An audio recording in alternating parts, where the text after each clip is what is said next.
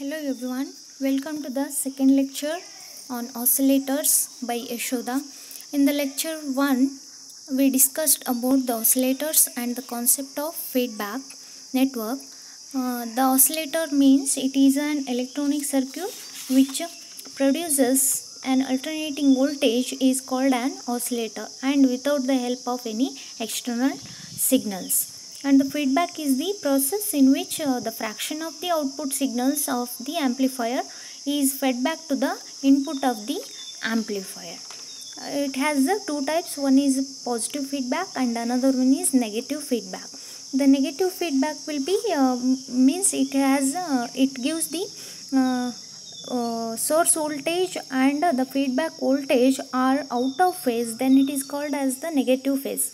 If it is out of phase, then the gain of the amplifier will be reduces.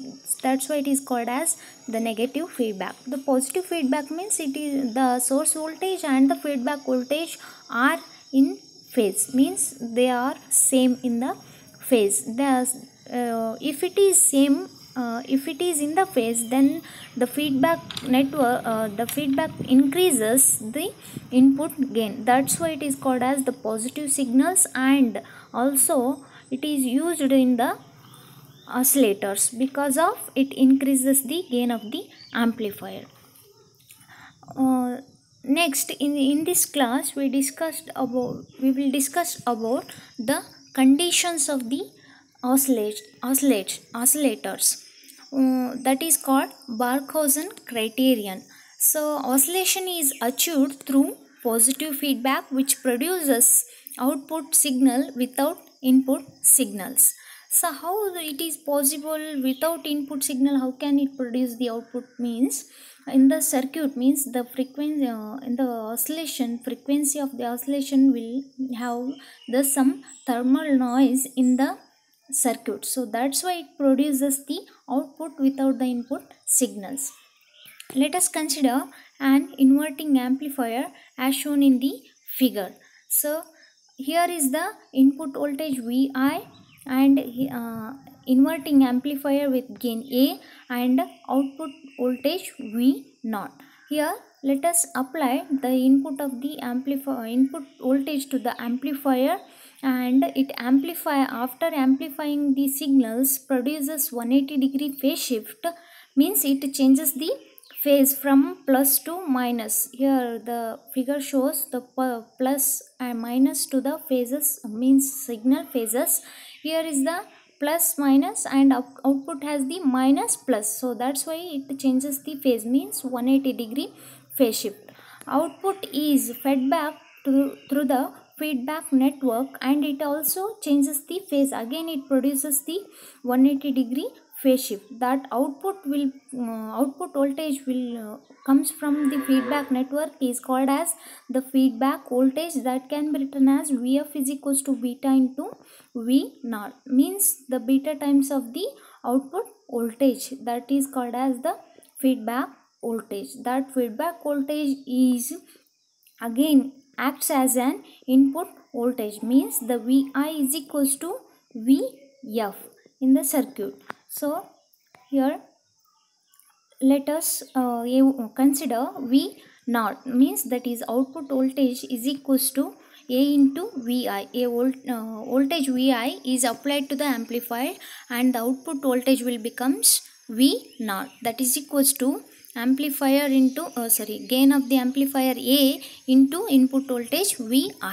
And let us consider the feedback voltage, that is Vf, which is given by the positive feedback, that is equals to beta into V0, where beta is the feedback fraction and output voltage. Then by substituting the above two equations, we have Vf is equals to beta into V0. In the V0 place we put A into Vi. So then the feedback voltage becomes Vf is equals to beta into A into Vi. So to have oscillation without the aid of input voltage, means without any help of the external input, the feedback voltage Vf acts as an Vi. Means here the input voltage is acts as the feedback voltage, because there is no change in the phase. It becomes the same as the input voltage, means the feedback voltage and the input voltage acts as a same. That's why here the Vf is equals to Vi. When the Vf is equals to Vi, the above equations, in the above equation, that is the Vf is equals to beta into A into Vi, the Vi and Vf becomes those are becomes equal with each other, then the beta into A is becomes equal to 1, means the magnitude of A into beta is equals to 1. So an inverting amplifier is used to produce 180 degree phase shift, means it changes the phase of the signal in order to provide a positive feedback, and the feedback network must be produce another 180 degree phase shift, then the total phase shift around the loop is becomes the 360 degree, or we can call it as the 0 degree. So thus these two conditions are discussed above. The one is the A into beta is equals to 1, another one is the total phase shift around the loop is becomes 360 degree. So these are the two conditions are required for a circuit to work as an oscillator. That is called as the Barkhausen criterion. So Barkhausen criterion is a condition, the two conditions which required for a circuit to work as an oscillator is called as the Barkhausen criterion. Means the Barkhausen criterion means the conditions for the oscillation, oscillator. The first one is conditions are, the first one, the total phase shift around the loop is equal to 360 degree or 0 degree, and the phase feedback network must be positive. Because of what? Because the feedback the positive feedback will be increases the gain. So that's why here the feedback must be positive. And the second one is the magnitude of the product of open loop gain A and the feedback network factor beta must be unity. That is the magnitude of A into beta is equals to 1. So these are the two important conditions called Barkhausen criterion. If a circuit satisfied these two conditions, then it will produce the sustained oscillations of constant frequency and amplitude. So this condition will be the very important for 5 mark. The Barkhausen criterion is very important for your examination.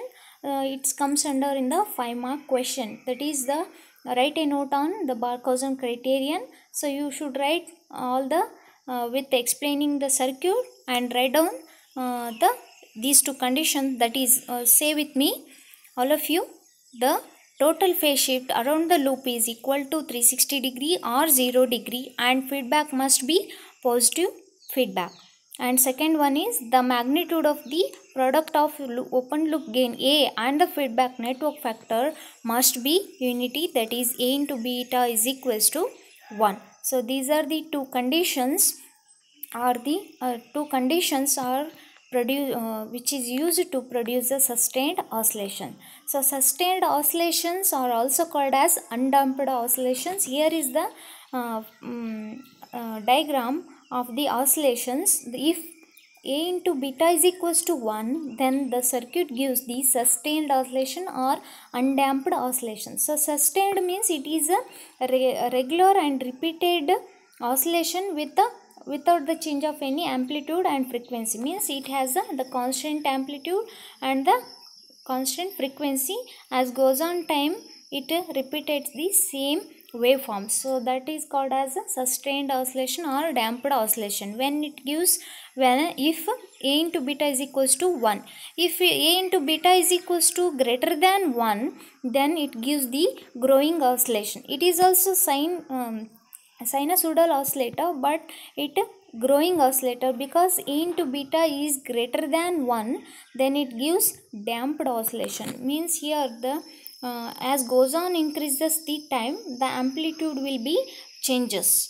So that's why means it increases the amplitude, that's why it is called as the growing oscillations. So next opposite of that one is called as it is less than 1, means A into beta is less than 1, then this gives the decaying oscillations, or it is also called as damped oscillations. Here is the diagram, it goes on decreases with the time, means the amplitude will be decreases as going the time. So that's why it is called as the decaying oscillation. So these are the oscillations which comes under if it is A into beta is greater than 1, A into beta is less than 1, and A into beta is greater than is equals to 1, it gives the sustained oscillations, or and also called as damped oscillations.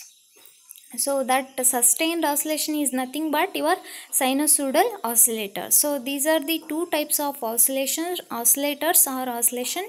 So one is sinusoidal oscillators and another one is non-sinusoidal oscillator. You know that the sinusoidal, here the name itself indicates sinusoidal, it gives only the sine waveforms. So here the oscillator that produces an output having the sine waveform are called sinusoidal or harmonic oscillators. Such oscillators can provide output at frequency ranging from 20 Hz to 1 GHz. So sinusoidal means it only gives the sine waveforms, and opposite that one with a except sine wave, it produces all the waveforms called non-sinusoidal oscillator. The oscillator that produces an output having the square, rectangular or sawtooth waveforms are called as non-sinusoidal, or it also called as relaxation oscillators. Such oscillators are called as non-sinusoidal oscillator, and they can provide output at a frequency ranging from 0 Hz to 20 MHz. So these are the two oscillators. In the sinusoidal oscillator may further classified into the some types. In that, the first one is RC oscillators, and the second one is the LC oscillator, and the another third one is there, that is crystal oscillators. So you have only the two oscillators in your syllabus. Here the first one, the RC oscillators. Here the name indicates RC. So here in this oscillator you have the resistor and the capacitor. So these oscillators are combination of resistors and capacitors and used to generate low or audio frequency signals, means it generates only the low frequency signals. Low frequency means it is used in audio frequency signals. For example, you have the two oscillators, one is phase shift oscillator and the Wien bridge oscillator. The second one, sinusoidal oscillator can be classified as LC. Here also L is indicated as the inductor and C is the capacitor. So these oscillators are combination of inductance and the capacitor, and it is used to generate high frequency signals. When it generates high frequency signals, means it is also called as the radio frequency signals. So for example, Hartley oscillator and the Colpit oscillators. LC oscillator also called as the tank circuit oscillator. So these are the two main types of classification of sinusoidal oscillators.